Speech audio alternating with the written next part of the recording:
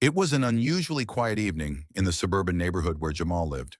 The houses, all identical in design, stood like silent sentinels, their freshly painted exteriors reflecting the pale glow of the streetlights. The neatly trimmed hedges and immaculate lawns seemed untouched by the chaos of the world.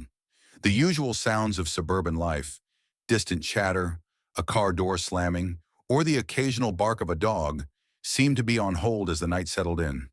The only sound, in fact, was the soft hum of Jamal's bike tires spinning along the road as he made his way home from basketball practice. Jamal was exhausted.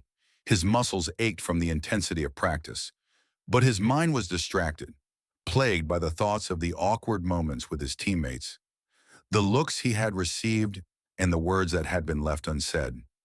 It was as if something was always hovering just beneath the surface of every interaction, something that made him feel different, like he didn't belong. Even in a team of kids who had become familiar faces over the last few months, there were subtle signs that Jamal wasn't fully accepted. The quiet stares, the occasional comment about his style of play, it was the same old story.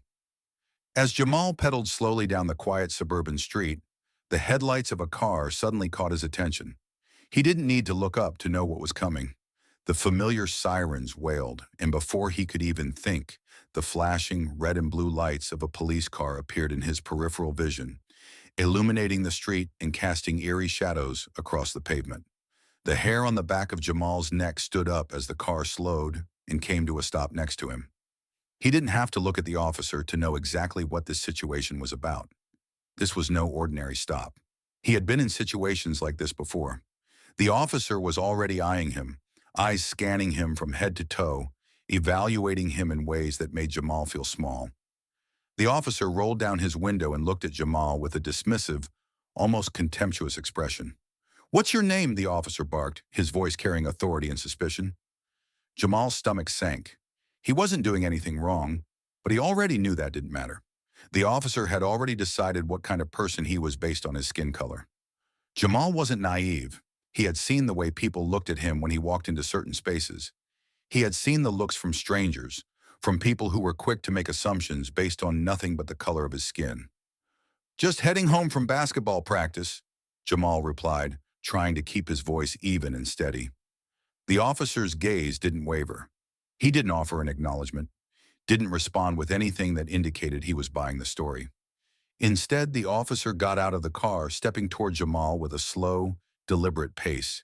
His hands rested on the belt of his uniform, and Jamal noticed the officer's fingers brushing against the handle of his gun as he walked closer. Jamal's instincts kicked in. His heart rate spiked.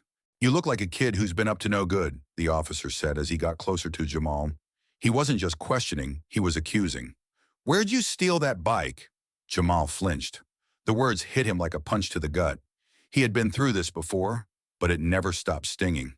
He had worked hard for that bike. It was his, a gift from his father after he had made the high school basketball team.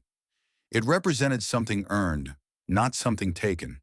But to the officer, it was just another piece of evidence that Jamal didn't belong, that he didn't have the right to possess something like this. "I didn't steal it," Jamal replied, trying to hold his ground, trying to keep the frustration from spilling over into his voice. "It's my bike." But the officer wasn't having it.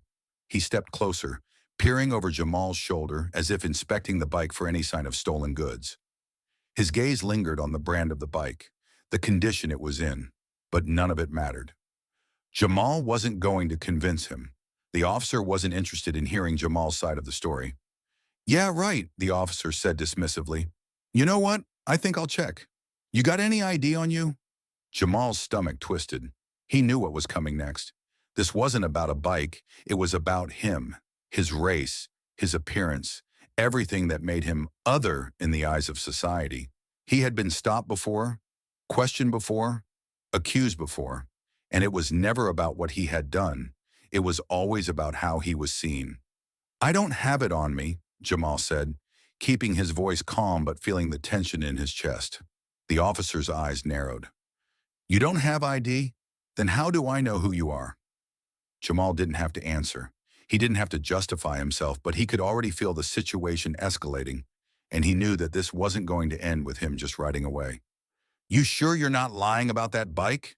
The officer continued, his voice growing more accusatory. Maybe you're lying about your dad, too. You say he's in the military? Special forces, right? Jamal's chest tightened. His dad wasn't just anyone. He was a respected member of the Special Forces, someone who had sacrificed years of his life for the country. But the officer didn't know that. To him, Jamal's words were just another part of a story he was dismissing. The officer wasn't even looking for the truth. He was looking for reasons to doubt. My dad is in Special Forces, Jamal said, a hint of frustration creeping into his voice. And he's going to be here soon. The officer's laughter filled the air. Yeah, sure, kid. I'll believe that when I see it. Jamal's frustration boiled over, but he knew it wasn't the right time. His dad would be here soon, and when that happened, everything would change. He just had to stay calm until then. But as the officer's voice echoed in the silence, Jamal realized that this wasn't just a random encounter. This was a battle for respect, for dignity, for the right to exist without suspicion. And it was a battle he had to fight every single day. As the officer continued to stand in front of Jamal, his hand still on his gun belt, a sudden sound broke the tension. Tires screeched. The roar of an engine grew louder, and Jamal's heart skipped a beat. He knew what that meant. He had been waiting for this moment. A black SUV pulled up behind the patrol car, its tires screeching as it slid to a stop. Jamal's pulse quickened. His father was here. The officer turned quickly, his hand instinctively going to his sidearm as he prepared for whatever was coming. But Jamal felt a wave of relief wash over him. His father's presence would change everything. The door to the SUV swung open with a heavy thud, and Jamal's father stepped out, his movements calm but filled with purpose. He was tall, broad-shouldered, and wore the crisp, clean uniform of a Special Forces operative. His presence was commanding, and as he walked toward Jamal, every step seemed to demand respect. Jamal knew that in that moment, everything was about to change. The officer froze. He had clearly been expecting to deal with a teenager on a bike, not a man with the bearing and authority of someone who had seen the worst of the world and survived it. Jamal's father walked slowly, confidently towards the officer, and in that moment, the balance of power shifted. The officer hesitated, unsure of how to proceed. Jamal's father didn't say a word at first. He simply approached, his eyes never leaving the officer's face. Finally, he spoke. Is there a problem here? His voice was calm, but it carried a weight that made the officer step back. The officer stammered for a moment, clearly uncomfortable. Sir, this is police business, he said, trying to regain control of the situation. We're just trying to figure out what's going on with this kid. Jamal's father didn't let him finish. Your business is harassing my son, he said flatly, cutting off the officer's explanation. We had a report of a stolen bike. This kid fits the description, the officer said, trying to maintain some level of authority. Jamal's father didn't even flinch. You want to check my military ID too? He asked, his tone still calm, but now filled with an unmistakable edge of authority. The officer's face drained of color. He knew what the ID meant. The insignia, the rank, it all added up. This was not just any man in front of him. This was a man who had earned his respect. Someone who had fought for the very rights that this officer took for granted. Jamal could feel the shift in the air, the power dynamics changing with every second. The officer was no longer the one in control. His demeanor faltered. For a brief moment, the entire street was silent. The officer stood there, unsure of how to proceed. Finally, the officer spoke, his voice low and apologetic. I'm sorry, sir. I didn't realize. Jamal's father cut him off with a stern glance. Uncuff my son. With stiff fingers, the officer complied, removing the cuffs. Jamal stood there for a moment, taking a deep breath as the tension from earlier began to dissipate. The officer turned away, embarrassed, and retreated to his car. As Jamal and his father began walking back home, the night air felt different. The weight of the encounter had lifted, but Jamal's mind was racing. He knew that tonight wasn't just about being let go. It was about standing up for himself, about having the strength to face the world with pride. As they walked home in the stillness of the night, Jamal could feel a sense of relief, but also something deeper. The event with the officer had been unsettling, but it had taught him something invaluable. He looked up at his father, who walked beside him with a calm, assured presence. There was no anger in his father's steps, no need to prove anything.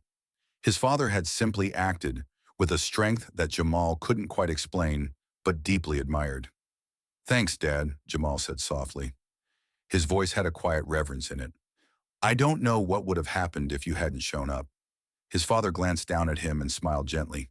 "You're welcome, son, but you don't need to thank me. This isn't about me saving you.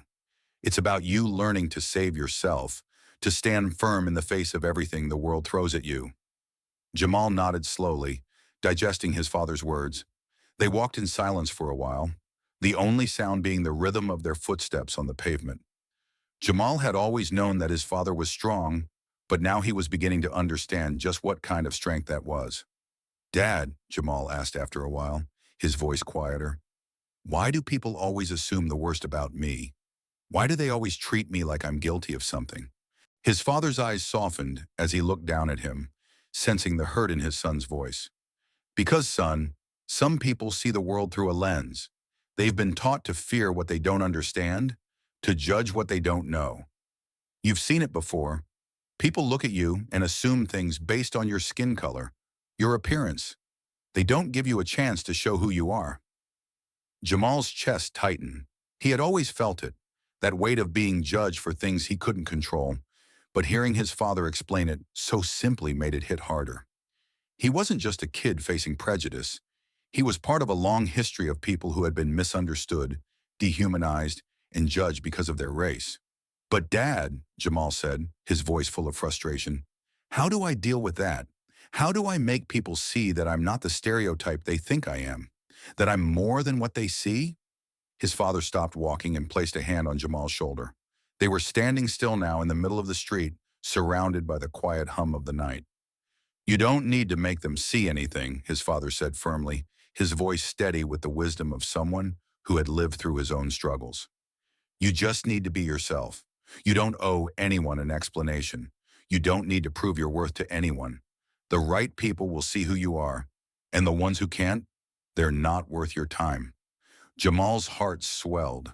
His father's words were exactly what he needed to hear. He had spent so much time trying to show people that he wasn't what they assumed, but his father had just shown him that the strength was in not needing to prove anything at all. As they continued their walk home, Jamal's thoughts lingered on what his father had just said. He thought back to every time he had been looked at with suspicion, every time he had been accused of something simply because of his skin color, every time he had been treated as less than, simply because people were afraid of him. But tonight he had learned something different. He didn't have to fight every battle. He didn't need to argue with people who were quick to judge. He just needed to stand tall, to hold his ground, and to refuse to let anyone take away his dignity. He thought about his friends at school, his classmates, and the people in his community who faced the same prejudices every single day. He thought about how many times they had been looked down upon, how many times they had been treated like criminals or less than human because of the color of their skin. Jamal realized that it wasn't just about him. It wasn't just about one bad encounter with a police officer. This was a bigger problem, a systemic issue that had been around for centuries. It was about standing up against a world that constantly told him he wasn't enough.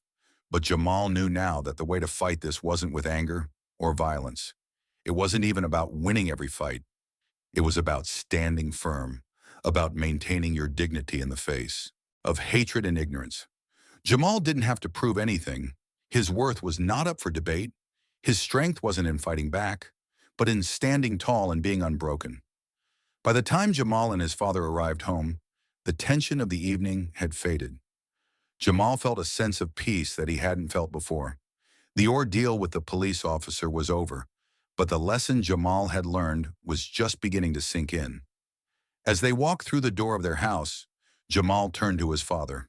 "Dad, I think I get it now," he said quietly. His father raised an eyebrow. "Get what?" "I get it," Jamal repeated, his voice more confident now. "I don't have to prove anything to anyone. I just need to be me." His father smiled and placed a hand on his shoulder. "That's right. You don't need to prove anything to anyone. You've already proven who you are." Jamal nodded slowly, letting the words sink in. He had always looked up to his father, but tonight he understood something deeper. It wasn't just about the strength to fight or the ability to win every battle. It was about the strength to stand tall, to stay true to who you are, and to let your actions speak for themselves. Jamal finally understood what it meant to be strong. It wasn't about being able to beat everyone else or prove that you were better. It was about standing firm, no matter how many times the world tried to knock you down. And that was the lesson he would carry with him forever. True strength isn't in fighting every battle. It's in standing tall, no matter how many times you're knocked down.